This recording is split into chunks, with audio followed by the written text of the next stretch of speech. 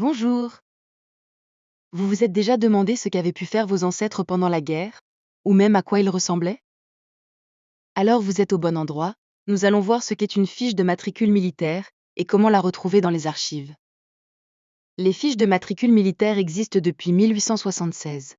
Chaque homme a une fiche militaire l'année de ses 20 ans pour son service militaire, sur laquelle est écrit beaucoup d'informations importantes. Tout d'abord, nous avons sa date de naissance, son lieu de naissance ainsi que les noms et prénoms de ses parents. Dans l'encadré à droite, on retrouve une description physique de la personne.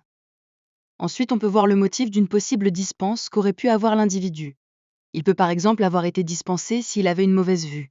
À droite, on retrouve un encadré qui nous indique le degré d'instruction scolaire et militaire sur une échelle de 1 à 5, 5 étant la meilleure note.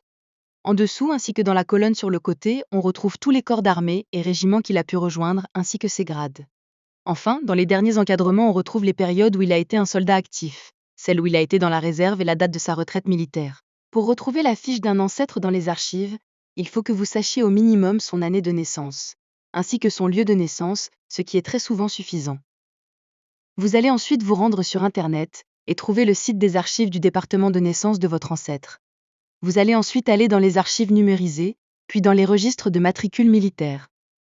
Une fois dedans, vous allez rechercher la ville de naissance de votre ancêtre, ou si elle est différente, la ville où il est présent à ses 20 ans. Vous allez ensuite mettre l'année qui correspond à ses 20 ans, et vous allez vous rendre dans la table alphabétique. Vous y trouverez facilement votre ancêtre en cherchant par son nom. Notez ensuite bien son numéro de matricule. Une fois fait, retournez sur la page précédente et allez cette fois-ci dans le registre qui correspond au numéro de matricule. Comme pour notre exemple, c'est le 2652.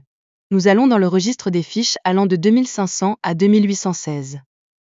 Ensuite, vous feuilletez jusqu'à tomber sur le numéro que vous cherchez. .si. Cette vidéo vous a aidé, n'hésitez pas à vous abonner.